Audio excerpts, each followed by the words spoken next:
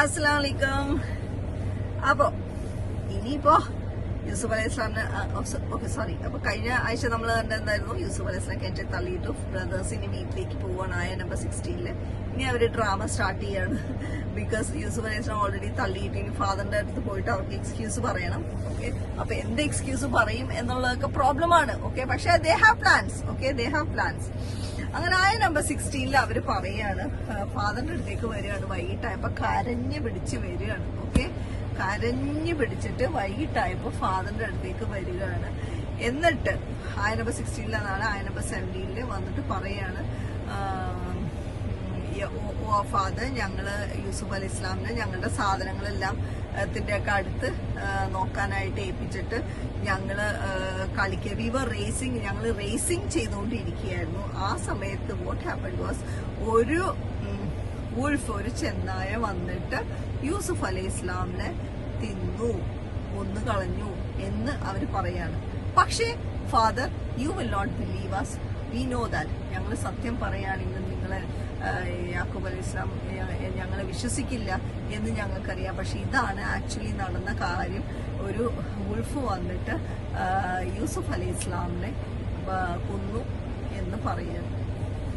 Okay, അപ്പൊ യാക്കൂബ് അലൈഹി ഇസ്ലാം പറഞ്ഞ അതേ എക്സ്ക്യൂസ് ആണ് ഇവര് തിരിച്ചങ്ങോട്ട് ഇടുന്നത്. ഓക്കെ, എന്നിട്ട് ഇവരെന്ത് ചെയ്യുന്നില്ല, അടുത്ത ആയാലും എന്താന്ന് വെച്ചിട്ടുണ്ടെങ്കിൽ അവര് യൂസുഫ് അലൈഹി ഇസ്ലാമിന്റെ ഷർട്ട് കൊണ്ടുവന്നിട്ടുണ്ടായിരുന്നു ഇവരുടെ കൂടെ. അതിൽ കുറച്ച് ബ്ലഡ്, ഫേക്ക് ആയിട്ടുള്ള ബ്ലഡ് എല്ലാം തേച്ചിട്ട് ഓക്കെ കൊണ്ടുവന്ന് കൊടുക്കുകയാണ്. ആരുടെ അടുത്ത്? യാക്കൂബ് അലൈഹി ഇസ്ലാമിന്റെ അടുത്ത് കൊടുത്തിട്ട് പറയാണ്, see this is what happen, wolf വന്ന് തിന്നു എന്ന് പറയാണ്. അപ്പൊ യാക്കൂബ് അലൈഹി ഇസ്ലാമിന് he knows that there something happened and he said, I know that you are justifying something. നിങ്ങൾ എന്തോ ഒരു സംഭവം ഉണ്ട്, അത് നിങ്ങൾ എന്തൊക്കെയോ നിങ്ങളുടെ രീതിയിൽ നിങ്ങൾ ജസ്റ്റിഫൈ ചെയ്യാണെന്ന് മാത്രമേ ഉള്ളൂ. ബട്ട് സബറുൻ ജമീൽ, ഐ ഹാവ് ബ്യൂട്ടിഫുൾ സബർ എന്ന് പറയുമ്പോൾ ഞാൻ ഒരു അക്ഷരം ഇനി നിങ്ങളോട് അതിനെക്കുറിച്ച് സംസാരിക്കില്ല. കാരണം ബിക്കോസ് അള്ളയാണ് who's going to help me. Okay, against what you are portraying, നിങ്ങൾ ചെയ്തതിന് അഗേൻസ്റ്റ് ആയിട്ട് Allah is the one who is going to help me. Okay എന്ന് പറയാണ്. അപ്പം he doesn't say anything. സബറുൻ ജമീൽ, സുബ്ഹാനല്ലാഹ്, ബ്യൂട്ടിഫുൾ. അതാണ് നമുക്ക് എല്ലാവർക്കും ഏറ്റവും കൂടുതൽ ലൈഫിൽ ആവശ്യമുള്ള ഒരു സാധനം.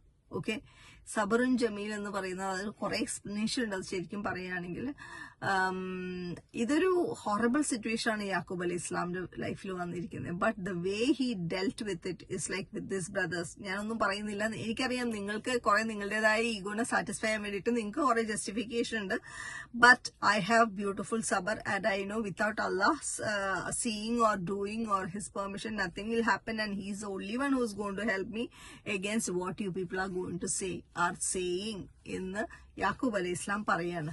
ഓക്കെ, പിന്നെ നമുക്ക് വേണമെങ്കിൽ വേറൊരു ആംഗിൾ ചിന്തിക്കുകയാണെങ്കിൽ നമുക്കറിയാം യാക്കൂബ് അലൈഹി ഇസ്ലാമിന് ആ ഡ്രീമിനെ കുറിച്ച് അറിയാം, അല്ലെ? ഈ ഡ്രീം എന്ന് പറയുന്നത് ഒരു പ്രതീക്ഷയാണ് യാക്കൂബ് അലൈഹി ഇസ്ലാമിന്. കാരണം ഇങ്ങനെ ഒരു സ്വപ്നം യൂസുഫ് അലൈഹി ഇസ്ലാം കണ്ടു എന്ന് പറയുമ്പോൾ something again is going to happen എന്നുള്ളൊരു എവിടെയെങ്കിലും യൂസുഫ് അലൈഹി ഇസ്ലാം ജീവിച്ചിരിപ്പുണ്ടാവും. ബിക്കോസ് അങ്ങനെ ഒരു സ്വപ്നം കണ്ടതല്ലേ.